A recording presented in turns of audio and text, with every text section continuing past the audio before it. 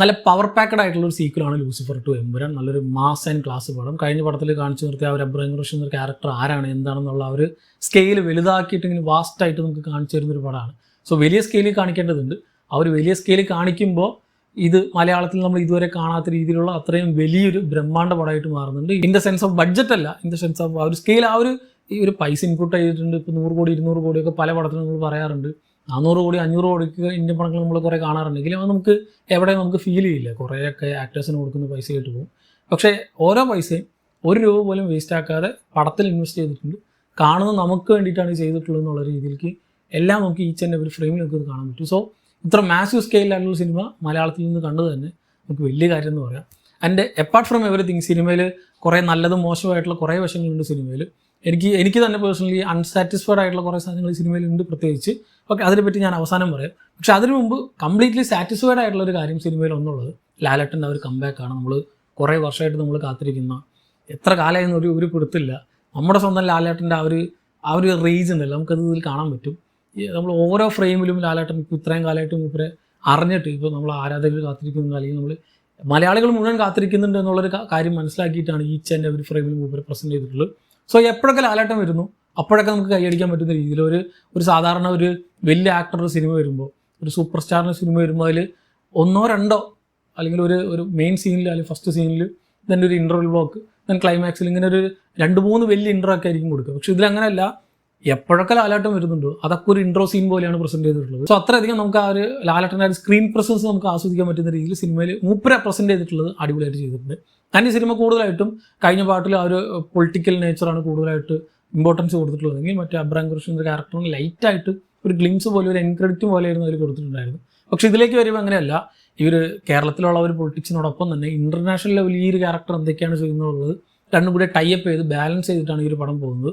So അതുകൊണ്ട് തന്നെ പല സമയത്തും ഇതിൻ്റെ ആ ഒരു ഷിഫ്റ്റ് പെട്ടെന്ന് നമുക്ക് മനസ്സിലാക്കിയെടുക്കാൻ തന്നെ കുറച്ച് ടൈം കൊടുക്കും. അല്ലെങ്കിൽ നമ്മൾ അതിലേക്ക് കയറാൻ തന്നെ ഒരു സമയത്ത് ചിലപ്പോൾ കേരളത്തിൽ കൊച്ചൊരു ഗ്രാമത്തിൽ അല്ലെങ്കിൽ ചെറിയൊരു സ്ഥലത്ത് ഒരു പാർട്ടി മീറ്റിംഗ് നടക്കുന്നതിൻ്റെ നേരെ ഓപ്പോസിറ്റായിട്ട് ഇറാഖിലോ അഫ്ഗാനിസ്ഥാനിലോ റഷ്യയിലോ പാകിസ്ഥാനിലോ കൊറിയയിലോ എവിടെയൊക്കെ വലിയ തരത്തിലുള്ള എക്സ്പ്ലോഷൻസും വെടിച്ചില് പരിപാടി നടക്കുന്ന, ഒപ്പം തന്നെ ഇതും കൂടി കാണിക്കുന്ന ഇങ്ങനെ ഒരു ടൈപ്പ് വരുമ്പോൾ ഒരു വലിയ സ്കെയിലുള്ള ഒരു പടമായിട്ട് നമുക്ക് ഫീൽ ചെയ്യും. പക്ഷെ അങ്ങനെയൊക്കെ കാണിക്കുമ്പോൾ ഈ സിനിമയിൽ എനിക്ക് മിസ്സായിട്ടുള്ള കുറേ കാര്യങ്ങളിലൊന്ന് ഇതിന് ആക്ഷൻ സീക്വൻസുകൾ വരുന്ന സമയത്തുള്ള ബാക്ക്ഗ്രൗണ്ട് മ്യൂസിക്കാണ്.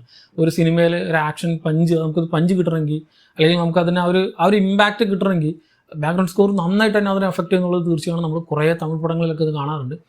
ഈവൻ ഫസ്റ്റ് പാർട്ടിൽ ആ ഒരു കടവുളെ പോലെ എന്നുള്ള ഒരു പാട്ടിട്ടുള്ള ആ ഒരു ഫീൽ ഈ സിനിമയിലുണ്ട്. അതൊരു സെറ്റ്, ആ സീൻ പൊളിയാണ്. ഒരു കാട്ടിനകത്തുള്ള ഫൈറ്റ് സീക്വൻസ് ഉണ്ട്, അത് വേറെ ലെവലായിട്ട് ചെയ്തിട്ടുണ്ട്. പക്ഷേ സ്പോയിലർ ആവുമെന്ന് എനിക്കറിയില്ല. ഒരു ക്ലൈമാക്സ് പോർഷനുകളൊക്കെ വരുമ്പോൾ നമ്മൾ ക്ലൈമാക്സിലൊക്കെ നമ്മൾ എന്തായാലും ഒരു ഫൈറ്റ് എക്സ്പെക്ട് ചെയ്യും. ആ സമയത്ത് ഒരു ക്ലൈമാക്സ് പോർഷനോട് അടുത്ത് വരുന്ന രീതിയിലുള്ള ഒരു ആക്ഷൻ സീക്വൻസുകളൊക്കെ തന്നെ ഒരു വലിയ പഞ്ചില്ലാത്ത പോലെ ഫീൽ ചെയ്തു. കമ്പയർ ടു ഇതിന് മുമ്പ് വെച്ചതും അല്ലെങ്കിൽ ഇതിൽ പ്രീക്വലുണ്ടായിരുന്ന അത്രയും പോലും ഇമ്പാക്റ്റ് ഉള്ളതായിട്ട് എനിക്ക് ഫീൽ ചെയ്തില്ല. It could have been lot more interesting. അതിൻ്റെ ഈവൻ ചിലപ്പോൾ ആ ഒരു സ്കോർ മാറ്റിയിട്ടുണ്ടായിരുന്നെങ്കിൽ ഒരു ഹിന്ദി പാട്ടൊക്കെ ഇട്ടിരിക്കണം, അത് മാറ്റിയിട്ടുണ്ടായിരുന്നെങ്കിൽ ഒരു പക്ഷേ അതിൻ്റെ എലിവേഷൻ തന്നെ മാറിയാണ്. സോ നമ്മളിങ്ങനെ കണ്ട് അവർ ഇപ്പോൾ കിട്ടുമെന്ന് പറയുന്ന സാധനം എത്തുമ്പോൾ സമയത്ത് കുറച്ചൊന്ന് ഡ്രോപ്പ് ഡൗൺ ആയിട്ട് പോലെ തോന്നി. ഇങ്ങനെ അവിടെ ഇവിടെയൊക്കെ ആയിട്ട് സിനിമയിൽ ചില സ്ഥലത്തൊക്കെ ഒന്ന് ഡ്രോപ്പ് ആവുന്നുണ്ടെങ്കിലും കംപ്ലീറ്റ്ലി ത്രൂ ഔട്ട് ഭയങ്കര എൻഗേജിങ് ആയിട്ട് തന്നെയാണ് ഈ പടം പോകുന്നത്. 3 മണിക്കൂർ റൺ ടൈം ഉണ്ടെങ്കിൽ എവിടെ നമുക്ക് ബോറടിയോ ലാഗടിയൊന്നുമില്ല. സോ കഥയിൽ നിന്ന് എവിടെയും നമുക്ക് വിട്ടു പോകുന്നില്ല. കഥയൊക്കെ അടിപൊളിയായിട്ട് ചെയ്തിട്ടുണ്ടെങ്കിലും സെറ്റ് പീസസ് ചെയ്യുന്ന സമയത്ത് ചില സ്ഥലത്ത് പ്രത്യേകിച്ച് ആക്ഷൻ സീക്വൻസുകളൊക്കെ വരുന്ന സമയത്ത് കുറച്ചുകൂടി നന്നാക്കരുതെന്ന് തോന്നി. ഇപ്പോൾ ഉള്ളത് മോശം എന്നല്ല, കുറച്ചും കൂടി നമ്മൾ എക്സ്പെക്ട് ചെയ്യില്ല. ആ ഒരു സാധനം അങ്ങിങ്ങായിട്ട് മിസ്സാവുന്ന പോലെ തന്നെ ഞാൻ ഫസ്റ്റ് പാർട്ടിൽ കാണിച്ചിട്ടുള്ള കുറേ ക്യാരക്ടേഴ്സിന് ഇതിൽ കൂടുതൽ ഇമ്പോർട്ടൻസ് കൊടുത്ത്, കൂടുതൽ സ്ക്രീൻ പ്രസൻസ് കൊടുത്ത്, കുറേ കൂടി ക്യാരക്ടർ സെൻട്രിക് ആയിട്ട് ചെയ്യാൻ ശ്രമിച്ചിട്ടുണ്ടെങ്കിൽ വേറെ കുറച്ച് ക്യാരക്ടേഴ്സിനൊക്കെ തന്നെ ഇമ്പോർട്ടൻസ് കുറച്ച് കുറഞ്ഞു പോയ പോലെയായിട്ട് തോന്നും. പ്രത്യേകിച്ച് പൃഥ്വിരാജിനൊക്കെ ക്യാരക്ടറിന്. ആൻഡ് ഈ പടത്തിന് ഓൾറെഡി ഒരു തേർഡ് പാർട്ട് ഉണ്ടെന്ന് നമുക്കറിയാം. പക്ഷേ അതിലേക്കുള്ള ഒരു thread compare to first part കുറച്ച് ഡൗൺ ആണ്. കാരണം അതിൽ കിട്ടിയ ഒരു ഹൈ ഉണ്ടല്ലോ, അത് നമുക്ക് ഇതിൽ കിട്ടുന്നില്ല. സോ അവിടെ ഇവിടെ ഒക്കെ ആയിട്ട് ഞാൻ ഈ പറഞ്ഞ പോലെ നമ്മൾ പ്രതീക്ഷിച്ച് പോകുന്നതിൻ്റെ അത്രയും ഇല്ലെങ്കിലും സ്റ്റിൽ കണ്ടിരിക്കാൻ പറ്റുന്ന റൈറ്റായിട്ട് തോന്നി. സോ ഒരു മാസീവ് സ്കെയിലുള്ള ഒരു പടം തന്നെയാണ്, വലിയ പടമാണ്. മലയാളത്തിൽ നിന്നൊരു പടം നമ്മളിതുവരെ കണ്ടിട്ടില്ല, ശരിയാണ്. പക്ഷേ ഇതിലെ കുറേ സീക്വൻസുകൾ അടിപൊളിയായിട്ട് ചെയ്തവർക്ക് ഇങ്ങനത്തെ ചില സാധനങ്ങൾ പ്രത്യേകിച്ച് അവർ എൻഡിങ്ങിനോട് അടുത്ത് വരുന്ന സമയത്ത് കുറച്ചും കൂടി ഒന്ന് ശ്രദ്ധിച്ചായിരുന്നു തോന്നി. സ്റ്റിൽ കണ്ടിരിക്കാൻ പറ്റുന്ന നല്ല റൈറ്റ്. പക്ഷേ എന്തൊക്കെ കുറ്റങ്ങളും കുറവുകളും പറഞ്ഞാലും ഈ സിനിമയുടെ ഒരു മേക്കിംഗ് ഉണ്ടല്ലോ, അത് വേറെ ലെവലാണ്. പ്രത്യേകിച്ച് ഇതിൻ്റെ ക്യാമറ, തീ പാറണ ക്യാമറ, ആദ്യം ഒരു ക്ലാരിറ്റി ഒരു സാധനം. ഇനിയിപ്പോൾ തിയേറ്റർ നന്നാക്കിക്കൊണ്ടാണെന്ന് അറിയില്ല, പക്ഷേ കിഡിലെ സാധനം. ഈച്ച് ആൻഡ് എവരി ഫ്രെയിം അടിപൊളിയായിട്ട് ചെയ്തിട്ടുണ്ട്. പ്രത്യേകിച്ച് ഒരു ഫസ്റ്റ് ഹാഫിലുള്ള കുറേ പോർഷൻ ഒരു ഫയറിനിടയിൽ കൂടെയുള്ള കുറേ പരിപാടിയുണ്ട്. നമ്മൾ ട്രെയിലറിലൊക്കെ കാണില്ല, ഇതിനിടയിൽ കൂടെ ഇങ്ങനെ ഒരു കുതിര ഓടി വരുന്ന സീക്വൻസുകൾ, ക്യാരക്ടർ, അങ്ങനത്തെ ലെവൽ സാധനങ്ങൾ ഇതിന് ക്യാമറ വർക്കിൽ ചെയ്തിട്ടുണ്ട്. സോ ഇതിൽ ഏറ്റവും ടോപ്പ് എന്ന് പറയുന്നത് ഇതിൻ്റെ ക്യാമറ വർക്ക് തന്നെയാണ് സിനിമയുടെ. എൻ്റെ ഏറ്റവും വീക്കായിട്ട് തോന്നിയത് ഇതിൽ ബാക്ക്ഗ്രൗണ്ട് സ്കോറുമാണ്. സോ ഇതേപോലെ ഈക്വലി പ്രൊപ്പോർഷണലായിട്ട് ഇത്ര ക്യാമറ വർക്കിൻ്റെ അത്ര പോലും ഇല്ലെങ്കിലും കുറച്ചും കൂടി ഒന്ന് ആ ഒരു സ്കോർ കൂടി അടിപൊളിയാക്കിയിരുന്നെങ്കിൽ ഞാൻ ഈ പറഞ്ഞ പോലെ പ്രത്യേകിച്ച് ആക്ഷൻ സീക്വൻസുകളൊക്കെ വരുന്ന സമയത്ത് സിനിമയുടെ ഒരു എലിവേഷൻ മൊത്തത്തിലൊന്ന് മാറിയാണ്. സ്റ്റിൽ കണ്ടിരിക്കാൻ പറ്റുന്ന നല്ലൊരു വാച്ചബിൾ എൻ്റർടൈനറാണ്.